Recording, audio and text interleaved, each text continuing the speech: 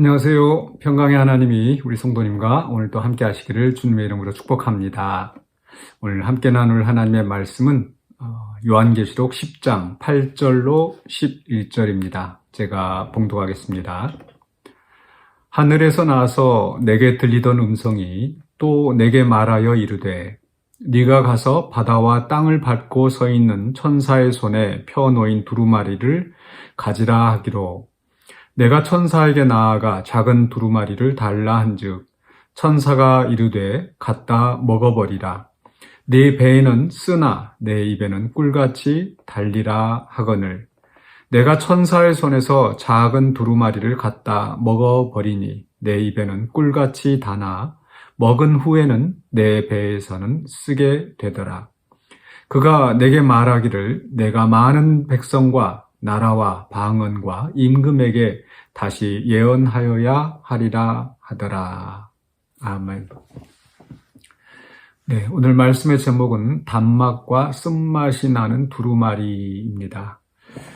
네, 앞에서 이제 10장 1절부터 또 11장 14절까지는 이제 삽입환상이라고 말씀을 드렸습니다. 6 나팔이 부러지고 마지막 최후의 7번째 나팔이 부러지기 직전에 이제 삽입된 2가지 환상이 있다고 했고요. 그리고 이제 10장에서는 그 중심 주제가 이 바다와 땅을 밟고 있는 천사가 그 주제였다고 말씀을 드렸습니다. 그리고 또 이 바다와 땅을 밟고 있는 이 천사는 예수 그리스도를 말씀할 그 가능성이 매우 높다고도 말씀드렸어요. 그런데 이제 오늘 말씀에서는 바로 그 바다와 땅을 밟고 서 있는 천사의 손에 두루마리가 펴져 있고, 그리고 지금 이제 요한이 그 두루마리를 그 천사에게서 가져다가 먹게 됩니다. 그 천사가 이 두루마리를 가지고 먹으라라고 했더니 그게 이제 배에서는 쓰나 입에는 꿀같이 달 것이다. 실제로 요한이 가서 두루마리를 먹었더니 입에서는 꿀같이 달지만 배에서는 쓰더라 이렇게 나와 있습니다. 이게 도대체 무슨 말씀인지 좀 쉽게 이해가 되지 않으실 것 같습니다. 그런데 어제 말씀드린 것처럼 바로 이 바다와 땅을 밟고 서 있는 천사가 그리스도라고 하면 조금 더 이제 쉽게 연결할 수가 있는데요. 지금 이제 두루마리가 나오는데 이 두루마리는 9절에 보시면 작은 두루마리라고 되어 있죠. 이 작은 두루마리가 되어 있는데 앞에 이제 5장에서 요한계시록 5장에서 보좌에 앉으신 이가 있고 그 보좌에 앉으신 이의 손에 이 두루마리가 있었습니다. 그리고 그 두루마리는 7인으로 봉해져 있었고 이제 어린 양 예수 그리스도가 그 봉인을 이제 하나씩 뗄 때 계속 이제 환상이 펼쳐졌습니다. 바로 이 두루마리가 펼쳐지는 이 상황은 그러니까 예수님이 하나님으로부터 두루마리를 받아서 이제 그것을 펼쳐가시는 거죠. 이것이 의미하는 바는 이제 하나님의 말씀이 기록된 두루마리가 펼쳐지는데 그 말씀이 하나씩 이제 성취되어져 가는 것을 의미하고 바로 그 말씀이 성취되어지는 것은 이제 하나님께서 작정하신 그 구원과 심판 또는 심판과 구원이 이 땅에 이루어지는 것을 의미합니다. 그런데 이제 두 번째 두루마리가 이 10장에서 나오는 거죠. 그런데 처음에 두루마리, 5장에서 두루마리는 하나님의 오른손에 놓여 있는 두루마리를 예수님이 가져다가 그리고 인봉을 떼고 그 이제 하나님의 역사가 진행되어지는 것을 보여주시는 거죠. 그리고 나서 이제 10장에 와서는 이제 작은 두루마리입니다. 5장의 큰 두루마리가 아니고 작은 두루마리인데 이번에는 그 두루마리를 가지고 계신 분이 바로 예수님이신 거죠. 그리고 그 예수님에게서 요한이 그 작은 두루마리를 가져다가 먹는 상황인 겁니다. 그리고 이 두루마리를 먹는 것은 어떤 의미가 있는가? 두루마리를 먹는 것은 바로 이제 그 에스겔서 3장 3절에 나오는데요. 에스겔서 3장 3절에서 이런 말씀이 있습니다. 내게 이르시되 인자야 내가 네게 주는 이 두루마리를 내 배에 넣으며 내 창자에 채우라 하시기에 내가 먹으니 그것이 내 입에서 달기가 꿀 같더라. 예. 거의 요한계시록에 있는 말씀과 비슷하죠. 두루마리를 먹어라 해서 두루마리를 먹었더니 그것이 입에서 꿀같이 달더라. 그런데 이 두루마리를 먹는 것은 어떤 의미가 있는가? 이제 하나님께서 에스겔 선지자를 부르시고 이제 하나님의 말씀을 대언하라 라는 그 명령을 하시는 거죠. 그래서 3장 1절에서 그가 내게 이르시되 인자야 너는 발견한 것을 먹으라. 너는 이 두루마리를 먹고 가서 이스라엘 족속에게 말하라. 두루마리를 먹으라고 하는 것은 이제 하나님의 말씀을 이제 에스겔에게 전하는 것이고 위임하는 것이고 에스겔은 가서 그것을 전하는 사명을 받게 되는 겁니다. 선지자로서. 그러니까 요한계시록에서 다시 요한계시록 보시면 10장에서 마지막에 이렇게 기록되어 있죠. 11절에 그가 내게 말하기를 네가 많은 백성과 나라와 방언과 임금에게 다시 예언하여야 하리라 하더라. 그러니까 예언할 것이다. 즉 이 요한이 이 환상 가운데 있는데 바로 이 요한이 바로 예수 그리스도에게서 말씀을 받아서 또 그 말씀을 많은 백성과 나라와 방언과 임금에게 예언하는 그 사명을 맡는 겁니다. 이게 이제 두루마리를 먹는 것으로 표현되어 있는 거죠.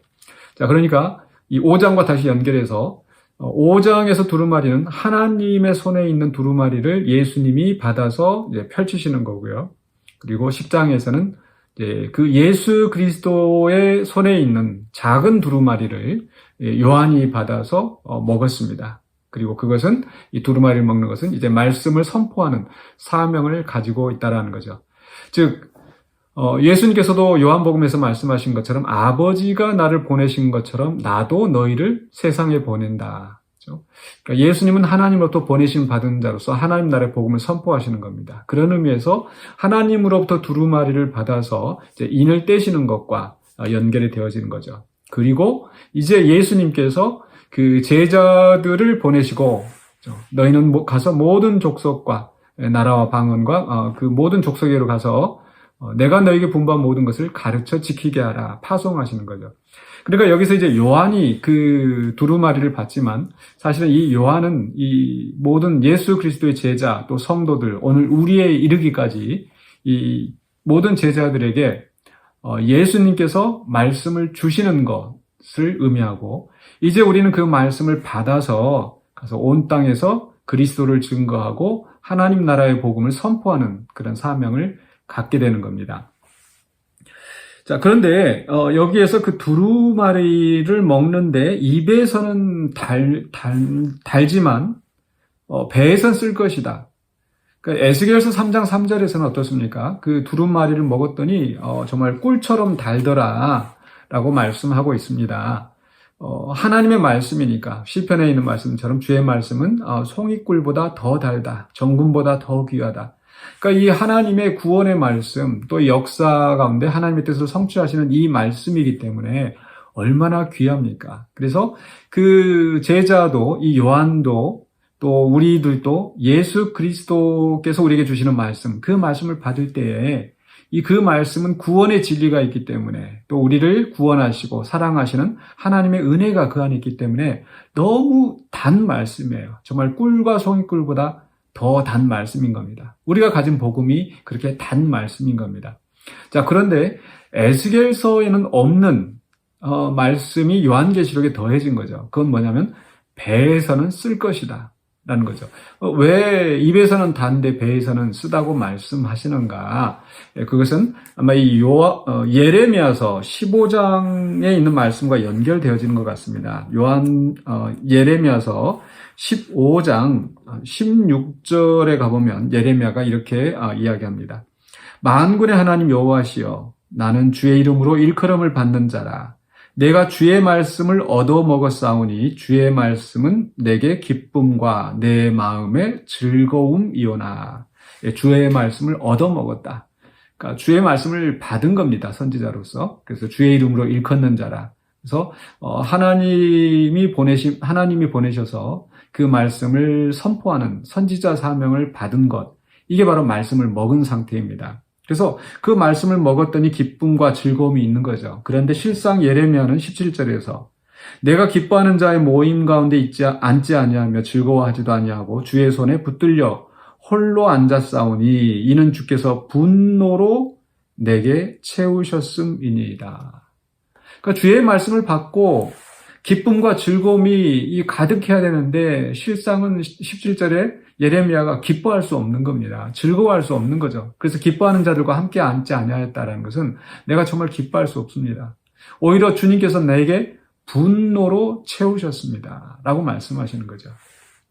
이게 바로 뱃속에서 쓰다는 그 말씀으로 우리가 이해할 수 있습니다. 즉 하나님의 말씀은 우리에게 구원의 진리를 구원의 그 길을 알게 하기 때문에 복음이고 정말 꿀과 송이꿀보다 더 단 그 귀한 진리의 말씀입니다. 그러나 그게 전부는 아니죠. 지금 예레미야나 또 선지자 에스겔이나 그 말씀을 받았을 때 그들은 또 심판을 선포하는 그러한 사명을 가지고 있습니다. 그리고 그 심판을 선포할 때에 이 백성들이 그 말씀을 받아들이지 않고 오히려 선지자들을 핍박하고 하나님을 더 거역하는 그런 결과가 나게 되고 그러면서 그들은 결국 멸망의 길로 가는 겁니다. 물론 그 안에서 구원받은 하나님의 백성들이 있지만 그러나 많은 이스라엘 백성들이 결국은 하나님의 심판을 받아서 멸망에 이르게 되는 거죠. 자, 그러니까 지금 예레미야가 이 말씀을 정말 기쁨으로 받았지만 결국 그 심령 속에서 분노가 있다는 것은 무슨 의미겠습니까? 이 분노는 하나님을 향한 분노가 아닙니다. 즉, 이 백성들이 결국 멸망으로 가는 이 상황을 바라보면서 이 탄식하며 눈물 짓는 바로 이 예레미야의 심정인 거죠. 왜 이 백성들이 이렇게 듣지 않을까? 왜 이 백성들이 결국 멸망으로 가게 되는가? 라는 것을 생각하는 거죠. 또한 이 하나님의 말씀에 결국은 이 예루살렘이 무너지고 유다가 무너지고 파괴될 것이 그 말씀이 들어있기 때문에 그 파괴를 생각하면 예레미야가 마냥 즐거워할 수만은 없는 거죠. 자, 그럼 다시 요한계시로 돌아와서 마찬가지로 이 지금 요한이 또 우리 교회가 예수 그리스도의 복음을 받았습니다. 그 말씀이 너무 기쁘고 즐거운 정말 꿀보다 더 단 말씀입니다. 그러나 이 말씀에는 역시 또한 그 믿지 않는 자들에 대한 배교자들에 대한 심판이 있다는 것을 우리는 잘 알고 있습니다. 자, 그렇다면 그 심판받는 것을 바라보면서 우리는 구원받았으니까 우리는 즐거워 행복해 저 사람들은 우리 말 안 듣더니 저렇게 멸망당하는구나. 정말 죽어도 싸. 이렇게 정말 진실한 성도들이라면 이렇게 할 수가 없겠죠. 그걸 생각한다면 정말 가슴 아프고 정말 마음에 분노가 일어나는, 그렇죠? 하나님을 거역하는 분노가 아닌 정말 의로운 분노, 안타까움에서 나오는 그런 슬픔, 이런 것들이 우리 마음에 가득하게 될 것입니다. 요한이 그러했습니다.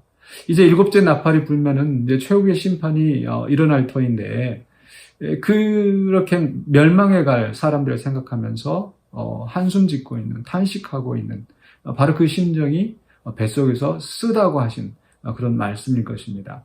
그러므로 오늘 우리는 이 말씀을 생각할 때 첫 번째로 우리가 기억할 것은 우리는 바로 그리스도로부터 말씀을 받은 자, 하나님 나라의 복음을 선포하도록 부르심을 받은 자라는 것을 기억해야 되겠습니다. 그리고 그 말씀이 우리에게 정말 기쁘고 즐거움이 되는 것과 또 다른 한편으로 또 결국 이 땅 위에 하나님의 심판이 임하게 되고 결국 많은 그 영혼들이 죽음 가운데로 멸망 가운데로 가게 될 수밖에 없는 그 안타까운 현실을 생각하면서 우리가 더 열심히 복음을 증거하고 그리스도를 증거함으로 그들을 바른 길로 돌아서게 하는 그런 그리스도인들이 되어야 될 줄로 믿습니다. 그래서 요한도 그 말씀을 받은 자로서 이 요한계시록을 기록하고 또 이 말씀을 또 많은 사람들이 읽고 정말 바로 의의 길로 돌아서기를 원하였을 것입니다. 오늘도 우리도 요한처럼 그리스도로부터 주의 말씀을 받은 자라는 것을 기억하시면서 또 우리의 구원을 바라보면서 기뻐하지만 또 멸망당하는 그 영혼들을 생각하면서 또 정말 전도하며 또 그리스도의 사랑을 온 땅에 알게 하는 그런 신실한 제자들이 되시기를 주의 이름으로 간절히 축원합니다. 기도하겠습니다. 사랑의 주님, 우리를 주님을 알게 하여 주시고 또 이 주님의 말씀을 맡은 자로서 또 주의 복음을 증거하는 자로 세우심을 감사합니다. 이 말씀을 통하여서 우리가 예수님을 알고 또 구원의 길을 알고 하나님의 자녀가 되었사오매 이 복을 우리만 누리는 것이 아니라 아직도 주님을 알지 못하고 죽어가는 또 정말 주님 오실 때에 심판받을 수밖에 없는 그 불쌍한 영혼들이 되지 않도록 우리가 우리의 입술을 열어서 주님을 증거하게 해주시고 또한 주님이 주신 지혜로 또 그들을 잘 믿지 않는 자들을 주님 앞으로 인도하는 신실한 주님의 제자가 되게 하여 주시옵소서. 예수 그리스도 이름으로 기도하옵나이다. 아멘.